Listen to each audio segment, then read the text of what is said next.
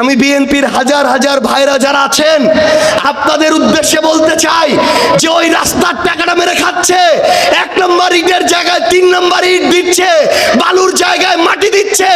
10 বছরের রাস্তাটা যখন 1 বছরে খারাপ হয়ে যাবে, বাকি 9 বছর ওই বিএনপির ভাইটাকেও ওই রাস্তার মধ্য দিয়ে ভোগান্তিতে যেতে হবে।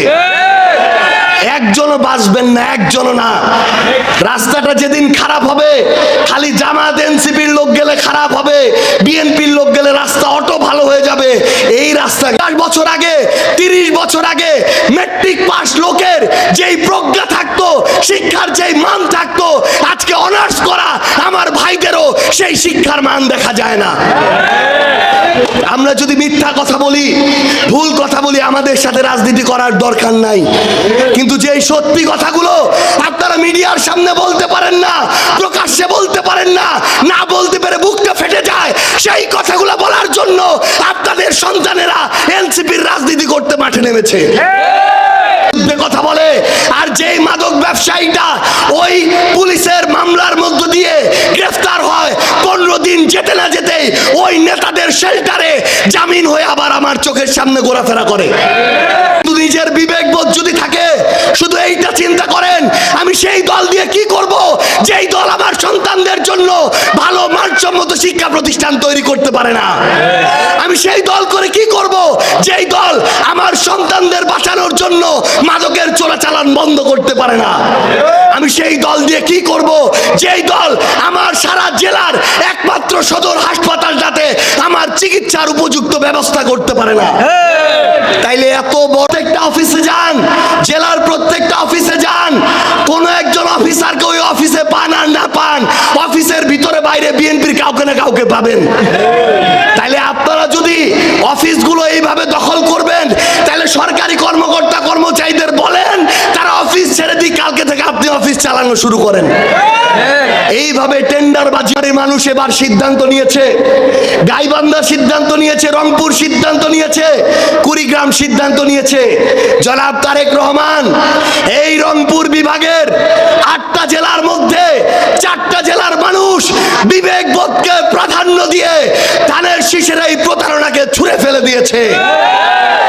আপনাকে সাবধান করে দিতে চাই, এই রংপুর বিভাগের সাথে যদি বৈষম্য হয়, আমার গণভোটের সাথে যদি গাদ্দারি হয়, জুলাই সনদের সাথে যদি প্রতারণা হয়, আগামীর নির্বাচনে রংপুরের 8 জেলায় ঢোকার মতো কোনো ধানের শীষের এমপি থাকবে না ইনশাআল্লাহ।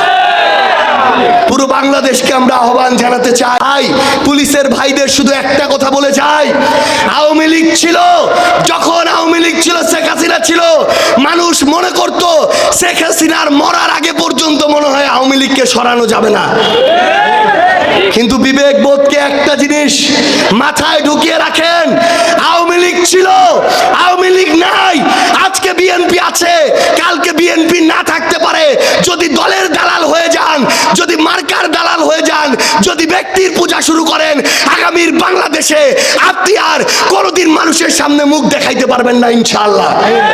আপনি পুলিশের বড় অফিসার হন, প্রশাসনের ডিসি হন, সচিব হন, সন্তানের সামনে মাথা উঁচু করে সন্তানের চোখের দিকে তাকাইতে পারবেন না। এই জন্য আপনাদেরকে অনুরোধ, তাহলে অভ্যুত্থানের পরে ওসমান হাদিকে জীবন দিতে হতো না। তার মানে সোশ্যাল ডাক্তার, একজন ভালো মানুষ, যথেষ্ট সচ্ছল মানুষ, যে কখনো চাঁদাবাজির সাথে নেই, সন্ত্রাসীর সাথে নেই, মাদক ব্যবসার সাথে নেই, দুর্নীতির সাথে নেই। নীলফামারী জেলার এনসিপির সদস্য সচিব আমাদের কামরুল হাসান দর্পণ ভাইকে আমরা সদর উপজেলার চেয়ারম্যান পদপ্রার্থী হিসেবে ঘোষণা করছি। আমরা আপনাদেরকে কথা দিচ্ছি, আমাদের দর্পণ ভাই যদি আপনার সাথে ন্যায় বিচার করতে না পারে, ইনসাফ না করতে পারে, যদি কখনো অন্যায় করে, তার পদ আমরা বাতিল করে দিয়ে তার বিরুদ্ধে আমরাই ব্যবস্থা নিব ইনশাআল্লাহ। কিন্তু একটা জিনিস মনে রাখবেন, ভালো মানুষদেরকে সামনে আনলাম, আপনি ভোটটা দিলেন না, দলের অন্ধ হয়ে গেলেন, মার্কার দাস হয়ে গেলেন, তাহলে আগামীর রাজনীতিতে ভালো মানুষরা কোনোদিন রাজনীতিতে আসবে না। আমরা দর্পণ ভাইকে নীলফামারী এই জেলার সদর উপজেলার মানুষের হাতে তুলে দিয়ে গেলাম। ইনশাআল্লাহ আমরা ঐক্যবদ্ধভাবে আমাদের এই সদর উপজেলা নীলফামারী তথা বাংলাদেশকে ইনসাফের লড়াই এগিয়ে নিয়ে যাব। সবাই ভালো থাকবেন, আপনাদের সন্তানের জন্য দোয়া করবেন।